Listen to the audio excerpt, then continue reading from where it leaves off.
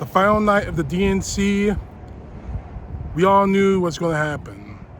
Kamala Harris made history as the first African-American woman, the first woman of color to accept the nomination for a major party to become president of the United States. And so, on behalf of the people, on behalf of every American, regardless of party, race, gender, or the language your grandmother speaks, on behalf of my mother and everyone who has ever set out on their own unlikely journey, on behalf of Americans like the people I grew up with, people who work hard, chase their dreams, and look out for one another, on behalf of everyone whose story could only be written in the greatest nation on earth, I accept your nomination to be President of the United States of America.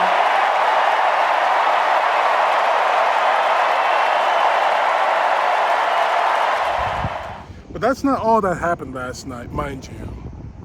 Now, what really stuck out to me are actually two things.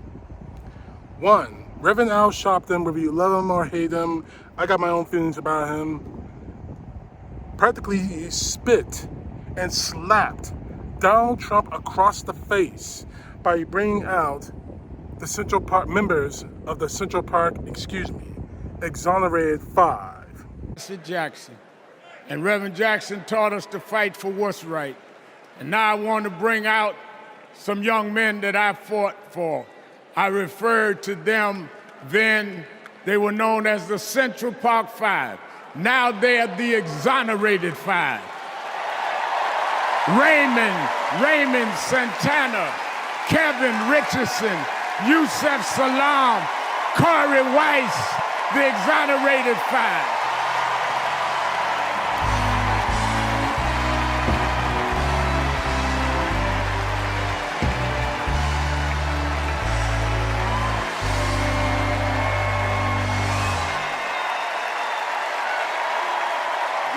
Go back.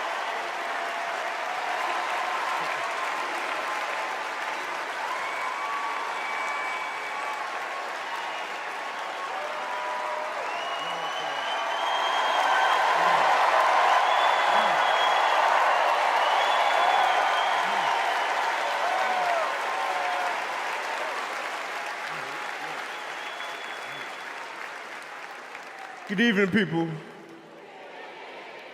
My name is Corey Wise. 35 years ago, my friends and I were in prison for a crime we did not commit.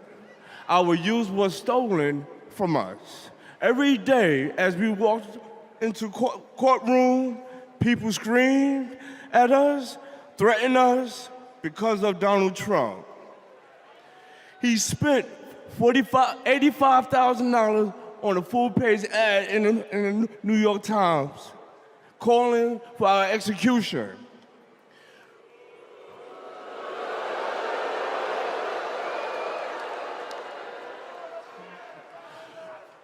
We were innocent kids, but we served a total of 41 years in prison.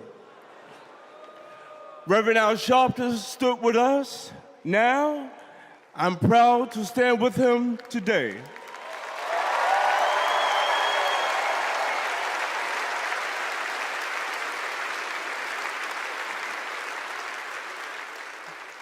Vice President Kamala Harris has also worked to make things fairer. I know she will do the same as president. Now, approve that message.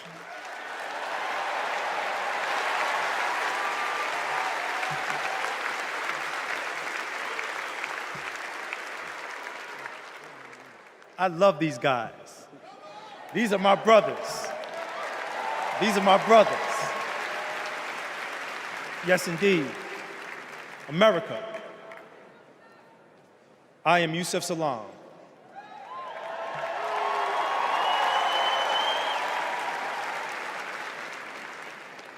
A New York City councilman representing my hometown of Harlem. That's right.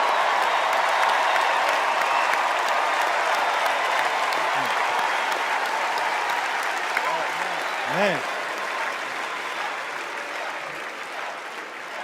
Representing my hometown of Harlem, USA. And listen, as my friend Corey Wise just said, 45 wanted us unalive. He wanted us dead. Today, we are exonerated because the actual perpetrator confessed, and DNA proved it. That guy says he still stands by the original guilty verdict. He dismisses the scientific evidence rather than admit he was wrong. He has never changed, and he never will.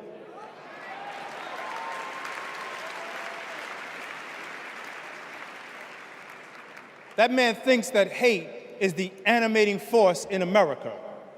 It is not. We have the constitutional right to vote. In fact, it is a human right. So let us use it. I want you to walk with us. I want you to march with us. I want you to vote with us.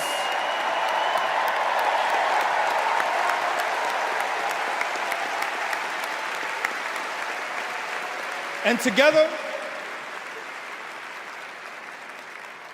and let me tell you, this is going to be so beautiful. And together, on November 5th, we will usher in Kamala Harris and Tim Walz into the White House. For me, obviously, that meant a lot. The very face of Donald Trump's racism and hatred coming back to smack him in the face. They meant a lot to me to see that. We need to continue to see what Donald Trump is, to see the truth of what he is, that he's not some patriot, that he is a monster. And the five, well, obviously, there were 4 people on the stage there. Not all 5 of them were there. There were just 4. Regardless, we need to remind people what kind of a monster Donald Trump really is. And the Central Park 5, the exonerated 5, showed that. Another part that stuck out to me was a congressman bringing out to the stage all the Democratic members of the House, the Senate, and the White House who at one time or another served our military. In fact, let me introduce you to some of the many Democrats who understand what service means, because we put country over politics. We were proud to wear the uniform. And we're proud serving our countries in city halls, state capitals, the U.S. House, and the Senate. These veterans represent the best of our country. We stand united as veterans, Democrats, and patriots to fight for everyone who served.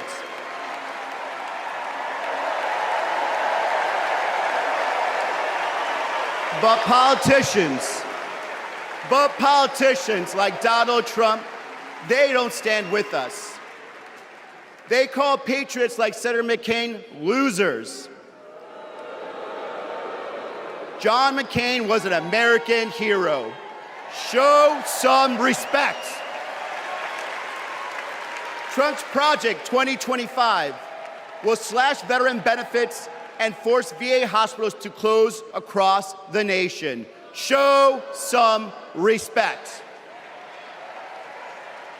So, for the 18-year-old who decides to enlist, for the families like mine who prayed every night that their loved one would come home, for our troops stationed thousands of miles away, for my Marines of Lima Company, let's elect Kamala Harris and Tim Walz, who don't just respect our service, but revere it.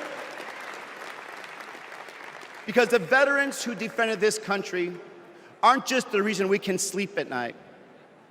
They're the reason we can dream. And together, we'll fight for our veterans and everyone who served our country. That to me is important. And why is it important? I never served in the military. The closest I ever got was back in high school in junior ROTC. However, I'm a son of a soldier. And I have the greatest respect and admiration for those who have served in the military. Donald Trump does not. Donald Trump has never shown respect for our military, ever, despite the promise that he'll reinstate people who were discharged from the military, who didn't get the COVID vaccine. Despite that empty promise, what has he done to respect our military? Nothing. This is a guy who called a man, crap, I forgot his name already. Jeez. John McCain. Forgive me, it just left my brain for a moment. This is a guy who called John McCain, regardless of what politics you're in. I didn't like him because he was Republican, but I respected him because he served in our country's military. He served in the U.S. Navy, and he was a prisoner of war during the Vietnam War. Regardless of what you feel about the Vietnam War, I have the greatest respect for him because he served our country in uniform. Donald Trump goes on stage and says, I like war heroes who weren't captured. This is a guy who said that that those at Bellewood, one of the famed battlefields of war for the United States Marine Corps, this is a guy who said they're so losers and suckers for dying in the service of their country. Make no mistake of what Donald Trump is and what Donald Trump has done. What has he done in the service of our nation? Nothing. But last night at the DNC, we saw people like Senator Tammy Duckworth, a former Army pilot, lost both of her legs in the service of her country. Last night, we saw America, not the right wing, not even the left wing. We saw America. We saw the best of America. When you saw Kamala Harris, her speech, which was 100% true about what Donald Trump is, about how Donald Trump acts, what Donald Trump has done to our country, it took everything in me not to start crying. Because we know that she cares about this country. We know that she will do the best she can for this country. Now, I'm not under any kind of illusions. She's a politician. That's the point. They're going to say what they can, do what they can to get elected. But I believe that Kamala Harris will do what she says. It's Donald Trump and the rest of the MAGA who are freaking out right now. And trust me, they are freaking out. I looked at Donald Trump's Truth Social page, his blow by blow by blow about last night, about the DNC, and especially about Kamala Harris' speech. You know what that motion signal is, right? Crazy. He's panicking, and so is the rest of the MAGA. Just this morning, I looked at a tweet from Letty, and trust me, There's a whole video I can do about that one tweet he put down earlier this morning, but I'm not going to waste time on that. So right now, I'm hopeful. Right now, you are probably hopeful. For those of you who are voting for Kamala Harris, a vote for Kamala Harris is a return to normalcy, ending the cancer that is MAGA. That will end everything that MAGA has destroyed. However, here's the however on this.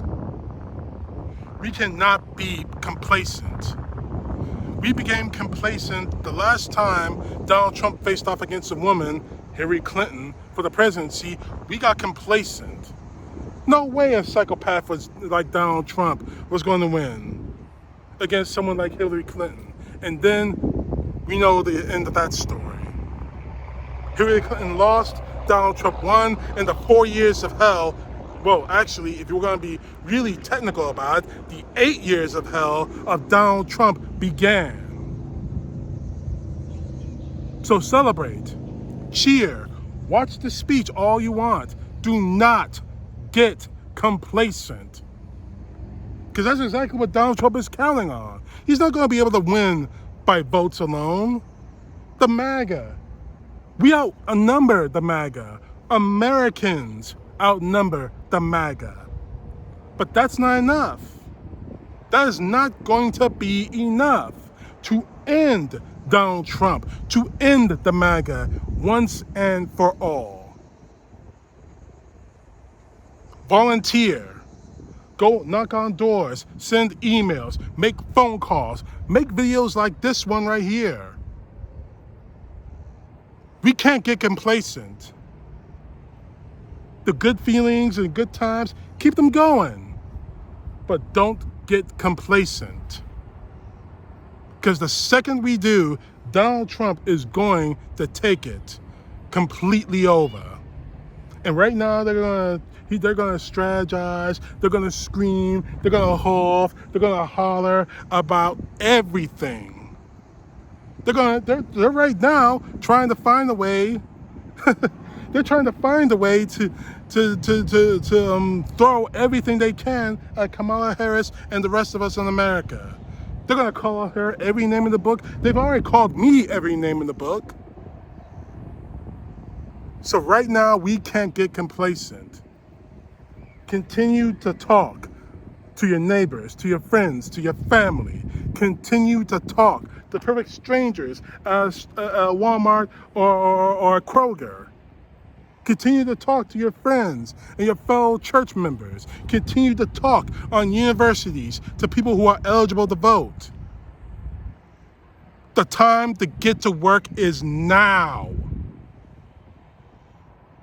As Michelle Obama said a couple of nights ago, do something. No matter how small it is, no matter how big it is, no matter how much trouble it'll get you into, do something. This is DEFCON 3 right now. We're at DEFCON 3, and Donald Trump's little war on America is imminent. And trust me, believe me when I'm telling you this, and if you want to take this as some kind of a threat, go ahead. These people are not giving up.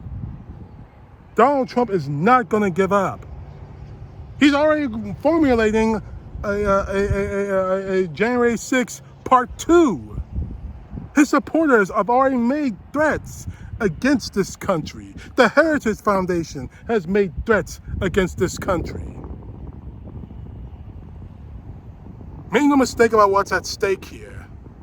This week we heard about what Donald Trump and Project 2025 is going to do to this country. This entire week we've heard from former members of the Trump clan, of the Trump regime, speak out against him. This week we've heard the horrors of people who are terrified that women's rights are going to be taken away. And I'm not just talking about the rights to abortion either. At the RNC, we saw no one but Donald Trump members of Congress and the Senate bowing down to Trump. The last 4 days, this week, we saw Americans not bowing to Kamala Harris, not making statements that say Kamala Harris is God, but we saw Americans. We saw America. We saw America at its best. That flag that's fluttering in the breeze behind me, we saw it at its best for the 4 days now.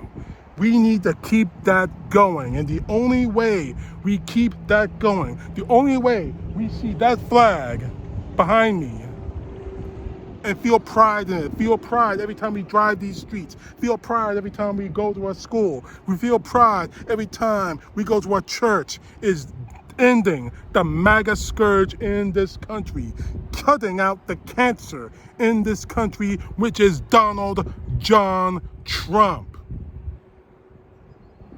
We are at DEFCON 3. War is imminent now. And we're not the ones who are going to start this war. Our job is simple. Make a plan to vote. Whether you're voting early at your polling place, in your county clerk's office, voting early through the mail, which I really don't trust. Make a plan to vote on election day. If your bosses don't give you a day off, call in sick. This is too serious. This is too serious to sit on the sidelines. Because at the time I'm making this video, Donald Trump has probably announced the fact that Robert F. Kennedy Jr. has got his support. That he's endorsing him for, and Robert Kennedy's 30 pieces of silver is a job in the Donald Trump regime if he gets back in office. They are serious about this. When you see a poll online, question that poll, especially if it favors Kamala Harris. Where is your source about that? Do not get complacent. This is too serious.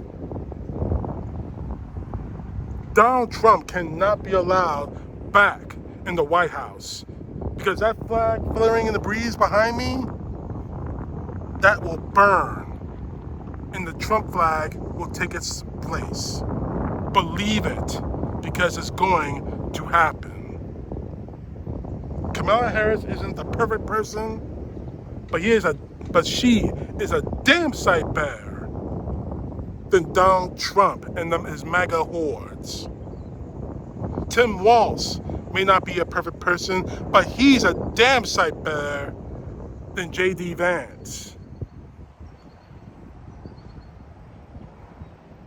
Make a plan to vote.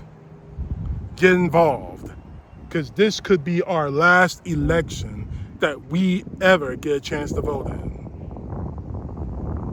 Because if Trump gets involved, gets in office, and Project 2025 is initiated, that flag won't mean a damn thing in the Trump America. CTP, know the truth, God bless. Peace to the left, justice to the right.